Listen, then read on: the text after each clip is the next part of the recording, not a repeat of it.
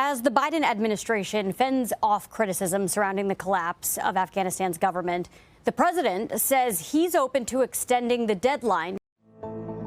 Hello, today I present to you an extremely attractive application for music lovers. It's completely free. You can listen to music online or download unlimited music to use whenever you don't have internet. The powerful search function helps you find anything you want. Trust me. It's hard not to find what you're looking for because the search function is really powerful. Application download link is attached in the description of the video. I'm pretty sure you'll like it. Thanks. For total troop withdrawal. In an exclusive interview with ABC News, Mr. Biden promised U.S. troops would remain in Afghanistan until every American citizen is evacuated. He also pushed back on the notion that U.S. intelligence warned of the rapid fall. For more on this, let's bring in Weijia Jang. Good morning, Weijia. She joins me now from the White House. Weijia, when you asked President Biden last month, he said there was no information from the intelligence community that the Afghan government would collapse. But he contradicted that statement in this interview. So what did the president know going into this troop withdrawal? So when I asked him about it last month, I brought up the fact that his own intelligence community had assessed that it was, quote, likely that the Afghan government would collapse and that the Taliban would take over. And he said that's not true, that they did not draw the conclusion. And that's an important distinction here because now he has acknowledged that while some agencies may have assessed that the timeline was not there. And so he was pressed about this during that interview that you just mentioned. Let's take a listen to what he had to say. Back in July, you said a Taliban takeover was highly unlikely. Was the intelligence wrong, or did you downplay it? There was no consensus. You go back and look at the intelligence reports. They said that it was more likely to be sometime by the end of the year. You didn't put a timeline out when you said it was highly unlikely. You just said flat out it's highly unlikely the Taliban would take over. Yeah. Well, the question was whether or not the idea that the Taliban would take over was premised on the notion that that somehow the 300,000 troops we had trained and equipped was going to just collapse. They were going to give up. I don't think anybody anticipated that. Senator McConnell said it was predictable the Taliban was going to take over. Well, by the end of the year, it said that that was a real possibility. But no one said it was going to take over then when it was being asked. So we just heard the president saying that, in fact, that he was aware of the intelligence that indicated the Taliban might take over by the end of the year. That is not what he said. He was very definitive back in July that he did not think it was highly likely that the Taliban would take over at all. And so that is why he's receiving this criticism, not necessarily, Laura, for his decision to withdraw from Afghanistan, which, as we've reported extensively, most Americans agree with. It's the way that the war ended. It's the chaos that is now unfolding.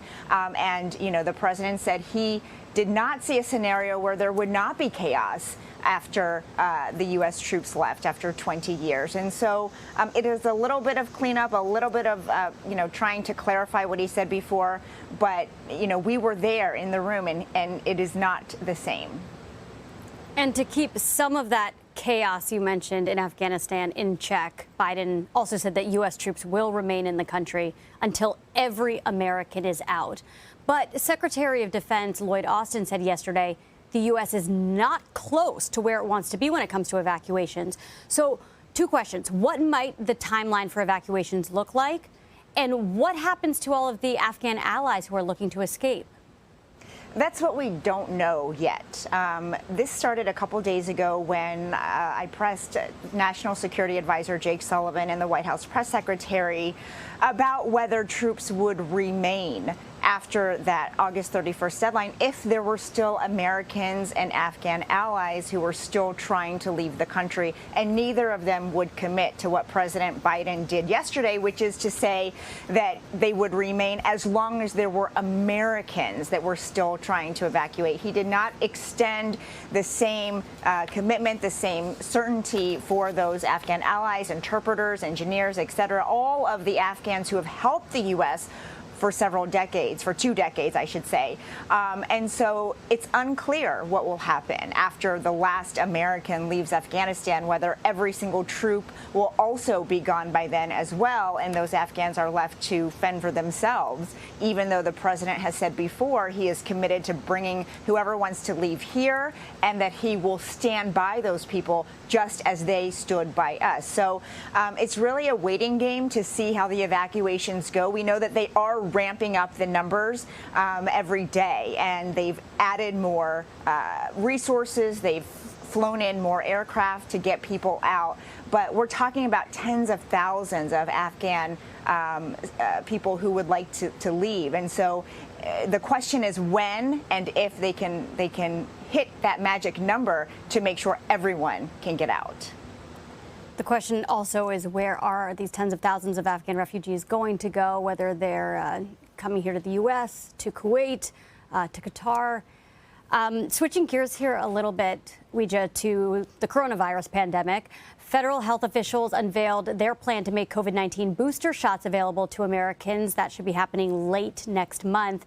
But the World Health Organization pushing back, saying poor and vulnerable nations should get those shots first. What's the White House response?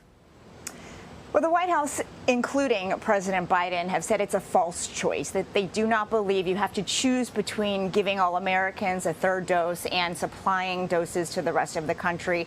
And they argue that they've already been able to do both, noting that the U.S. has donated 115 million doses to 80 countries around the world, and they vow to continue doing that. President Biden was also asked about this in that interview, and yesterday he said, before we get to the middle of next year, we're going to provide 500 million shots to the rest of the world. He said, we are keeping our part of the bargain, and we are doing more than anybody else. But to your point, Laura, scientists with the WHO are concerned because there are people still waiting and begging for just their very first dose of the vaccine and have not been able to get that yet. And we know the coronavirus has become political, and now we are learning that President Biden has directed the Education Department to take legal action against Republican governors who are trying to block mask mandates in schools. Could you explain to us, Weijia, how this might work? So there is an Office of Civil Rights, that division built into the Department of Education. And so it seems that the secretary might be able to tap into that. He said that they would review every single case of possible discrimination, if students are discriminated against for wearing a mask, and that they would look at every single case, every single school district to see how they are handling that, and that they would use legal action if necessary. Because remember, a lot of these states have banned mask mandates and have even threatened to withhold funding from these school districts, and that's where I think they could make a case that that is illegal. And so the president has made very clear that he is looking for different windows in which he can encourage and even make people adhere to certain guidelines. We also know that when he made this announcement about schools, he issued a vaccine mandate for all nursing homes across the country that receive federal funding for those staff members to get vaccinated. But there's pushback on that as well, because advocacy groups are saying in the end it might be patients who pay the price if those facilities are not able to achieve the vaccine mandate. And so, the White House will continue to say that they're looking for different avenues, and at the end of the day, they're just trying to keep people safe and healthy. But certainly we can expect more criticism as more vaccine and mask mandates are issued across the country. And what sounds like a long road of litigation revolving around the coronavirus. Weijia, thank you so much for all that information about COVID-19 and Afghanistan. Sure.